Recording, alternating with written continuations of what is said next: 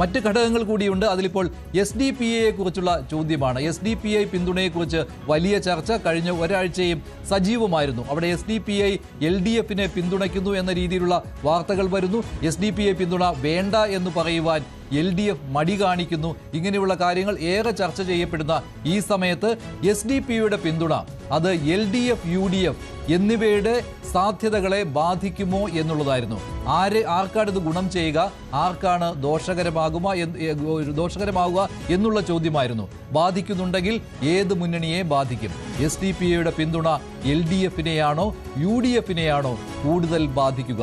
ഈ ചോദ്യത്തിന് ഉത്തരം LDF എന്നുള്ളത് 40.8%. അതായത് LDFനെതിരെയുള്ള ഒരു വികാരമാണത്. LDFനെ 40.8% ദോഷകരമായി ബാധിക്കും എന്നുള്ളതാണ്. UDFനെ 25.5%, NDA 7.6% എന്നുള്ളതാണ് കണക്ക്. അതും പ്രധാനപ്പെട്ട കാര്യമാണ്. SDPI LDFന് പിന്തുണ കൊടുക്കുന്ന നേമം പോലെയുള്ള മണ്ഡലങ്ങൾ പ്രധാനമാണ്. അവിടെ അപ്പോൾ അങ്ങനെ ഒരു പിന്തുണ വരുമ്പോൾ അത് NDAയും ബാധിക്കുമെന്ന രീതിയിലുള്ള 7.6%-ന്റെ കണക്കും വളരെ പ്രസക്തമാണ്. പക്ഷേ മൊത്തത്തിൽ നോക്കുമ്പോൾ LDFനെ ബാധിക്കും എന്നുള്ളതാണ്. അതായത് മറുവശത്ത് വോട്ടുകൾ കൺസോളിഡേറ്റ് ചെയ്യുവാനുള്ള സാധ്യതയുണ്ടാകും. അത് UDFനോ NDAക്കോ അനുകൂലമാകും എന്ന കാര്യം കൂടി അവിടെയുണ്ട്. അതിനെയാണ് LDFനെ 40.8% എന്നും UDFനെ 25.5% എന്നും കണക്ക് വരുന്നത്. കിരൺ, എങ്ങനെയാണ് ഇതിനെ കാണേണ്ടത്? SDPIയുടെ പിന്തുണ അത് LDF തള്ളിപ്പറയാത്തത് ദോഷകരമായിരിക്കും മുന്നണിക്ക് എന്നുള്ളതാണല്ലോ, അല്ലേ? അങ്ങനെ തന്നെയാണ് പ്രധാനമായും വരുന്നത്. LDF SDPI പിന്തുണയെ പൂർണ്ണമായും തള്ളിപ്പറയാത്തത് LDFനാണ് കൂടുതൽ ദോഷമായി ഉണ്ടാക്കുന്നത്. കാരണം UDFനെ സംബന്ധിച്ച് കഴിഞ്ഞ തെരഞ്ഞെടുപ്പിൽ പ്രതിപക്ഷ നേതാവ് തന്നെ അങ്ങനെ തള്ളിപ്പറഞ്ഞു. ഒരാളെങ്കിലും അങ്ങനെ ശക്തമായി തള്ളിപ്പറയാനുണ്ടായിരുന്നു. LDFൽ അങ്ങനെ തള്ളിപ്പറയുന്നില്ല എന്ന് മാത്രമല്ല, ഒരു പരിധിവരെ AK ബാലനെ പോലുള്ള നേതാക്കളൊക്കെ അവരെ നവീകരിക്കാൻ വേണ്ടിയാണ് എന്ന തരത്തിൽ, മാനസാന്തരപ്പെടുത്താൻ വേണ്ടി എന്ന തരത്തിൽ ന്യായീകരിക്കുകയും ഒക്കെ ചെയ്തു. അതിൽ ക്രിസ്ത്യൻ വിഭാഗത്തിനാണ് ഏറ്റവും കൂടുതൽ ഈ കാര്യത്തിൽ വലിയ രീതിയിൽ LDFനോട് എതിർപ്പുള്ളത്. അതോടൊപ്പം തന്നെ ക്രിസ്ത്യൻ വിഭാഗത്തിന് SDPIയുമായിട്ടുള്ള ബന്ധം, ക്രിസ്ത്യൻ മുസ്ലിം തമ്മിലുള്ള ഒരു ഭിന്നതയും ഒക്കെ അതിൽ ബാധിച്ചിട്ടുണ്ട് എന്ന് വേണം അതിൻ്റെ ആ ഒരു ഉയർന്ന ശതമാനം കാണുമ്പോൾ നമുക്ക് മനസ്സിലാക്കേണ്ടത്. അതോടൊപ്പം തന്നെ അപ്പർ കാസ്റ്റ് ഹിന്ദുസിൻ്റെ അടുത്തിലും അത് LDFനെയാണ് കൂടുതൽ ബാധിക്കുന്നത്. 39.8% ആളുകൾ, ആകെയുള്ള 100% 39.8% ആളുകളും അപ്പർ കാസ്റ്റ് ഹിന്ദുസാണ് പറയുന്നത്. അത് LDFനെയാണ് കൂടുതൽ ബാധിക്കുന്നതെന്ന് പറയുന്നു. ഇതിൽ രസകരമായ സംഭവം SC/ST വിഭാഗത്തിൽ നിന്നാണ് അങ്ങനെ കാര്യമായി ബാധിക്കുമോ, LDFനെ ബാധിക്കുമോ UDFനെ ബാധിക്കുമോ എന്നുള്ള ഒരു വിഷയമില്ലാത്തത്. അതിനും മറ്റൊരു സാമൂഹിക റീസൺ കൂടിയുണ്ട്.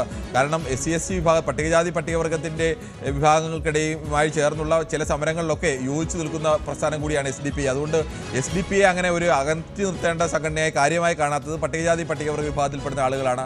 പക്ഷേ അപ്പർ കാസ്റ്റ് ഹിന്ദുസ് വിഭാഗത്തിൽ വരുന്നവരും OBC വിഭാഗത്തിൽപ്പെടുന്നവരും ക്രിസ്ത്യൻ വിഭാഗത്തിൽപ്പെടുന്നവരും ഒക്കെ അങ്ങനെയല്ല. അവർ അതിനെ കൂടുതൽ അകറ്റി നിർത്തേണ്ട സംഘടനയായി കാണുന്നു. അതുകൊണ്ട് തന്നെയാണ് അവർ അത് LDFന് കൂടുതൽ ദോഷകരമായി ബാധിക്കുമെന്ന് പറയുന്നത്. അതോടൊപ്പം തന്നെ UDFനെയും, അത് മഞ്ചേശ്വരത്തൊക്കെ SDPIയുടെ പിന്തുണ UDFനാണ്, നേമത്ത് അത് LDFനാണെങ്കിൽ അവിടെ UDFനെയും ഈ പിന്തുണ ബാധിക്കുമെന്ന് തന്നെ ചൂണ്ടിക്കാണിക്കുന്നുണ്ട്. SDPIയെ സംബന്ധിച്ച് എന്തായാലും കൂടുതൽ ആളുകളും അവരുടെ പിന്തുണ കൊണ്ട് ദോഷമാണ് ഇരു മുന്നണികൾക്കും എന്നുള്ള വിലയിരുത്തൽ തന്നെയാണ് നടന്നത്. ശരിയാണ് കിരൺ. അവിടെ പക്ഷേ LDFനെ ആയിരിക്കും കൂടുതലും ബാധിക്കുക എന്നുള്ളതാണ്. അതിൽ ഏറ്റവും പ്രധാനപ്പെട്ട ഘടകം ശ്രീ MS വേണുഗോപാൽ ഇതിൽ 44.8% ക്രിസ്ത്യൻ വിഭാഗത്തിലുള്ളവരും പറയുന്നത് SDPIയുടെ പിന്തുണ LDF സ്വീകരിക്കുന്നത് ശരിയല്ല എന്നുള്ള കാര്യമാണ്. LDFനെ ബാധിക്കും എന്നതാണ്. മറ്റൊരു കാര്യം, മധ്യ കേരളത്തിലെ ആളുകളാണ് കൂടുതലായിട്ടും ഈ രീതിയിൽ ചിന്തിക്കുന്നത്. മധ്യ കേരളത്തിൽ ഇഞ്ചോടിഞ്ച് പോരാട്ടമാണല്ലോ. അപ്പോൾ SDPIയുടെ പിന്തുണ സ്വീകരിക്കുവാനുള്ള, അല്ല തള്ളിപ്പറയാത്ത LDFന്റെ നിലപാട് അത് ദോഷകരമായി ബാധിക്കുമെന്നാണല്ലോ മധ്യ കേരളത്തിൽ.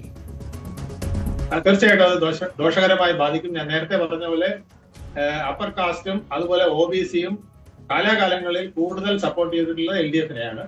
അവരുടെ മനസ്സിൽ ഒരു വിഷമമുണ്ടെന്നുള്ളതാണ് നേരത്തെ നമ്മൾ കമ്മ്യൂണൽ പോളറൈസേഷനിലെ 49%, ഇപ്പൊ വന്നിരിക്കുന്ന SDPIയുടെ നിലപാടിലും വന്നിരിക്കുന്നത്.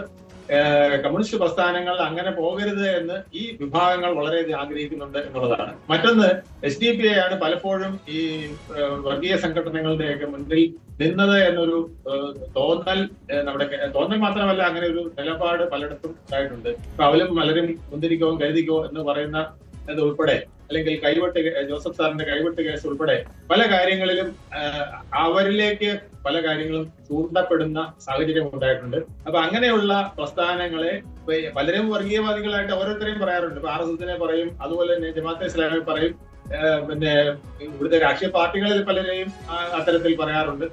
പക്ഷെ അതൊക്കെ വെറും രാഷ്ട്രീയ ആരോപണമായിട്ട് പലപ്പോഴും ജനങ്ങൾ കരുതുമെങ്കിലും SDPI ഒക്കെ പലപ്പോഴും ക്രിമിനൽ കേസുകളിൽ പ്രതിയായിട്ട് വരുന്നതും അതുപോലെ തന്നെ പല വിധത്തിൽ ജനങ്ങളുടെ മനസ്സിനെ വേദനിപ്പിക്കുന്ന ചില സംഭവങ്ങൾ, ആലപ്പുഴയിൽ നടന്ന അവലും മലരും കുന്തിരിക്കവും പ്രശ്നം, അതുപോലെ തന്നെ കൈവെട്ട് കേസ്, ഇതുപോലുള്ള കാര്യങ്ങളിൽ, പിന്നെ വളരെ നിസ്സാരമായ യൂണിഫോമിന്റെ കാര്യം, ഇങ്ങനെ പല കാര്യങ്ങളിലും അവർ ഇടപെടുന്ന രീതി, അവർ ഉയർത്തുന്ന ചില പിന്നെ തർക്കങ്ങൾ, അതിന്റെ സൂചന എല്ലാം പലപ്പോഴും നമ്മുടെ സമാധാന അന്തരീക്ഷത്തിന് ദോഷം ചെയ്യുന്നതാണെന്നുള്ള തോന്നൽ സാമാന്യ ജനത്തിനുണ്ട് എന്നുള്ളതാണ് ഇത് കാണിക്കുന്നത്.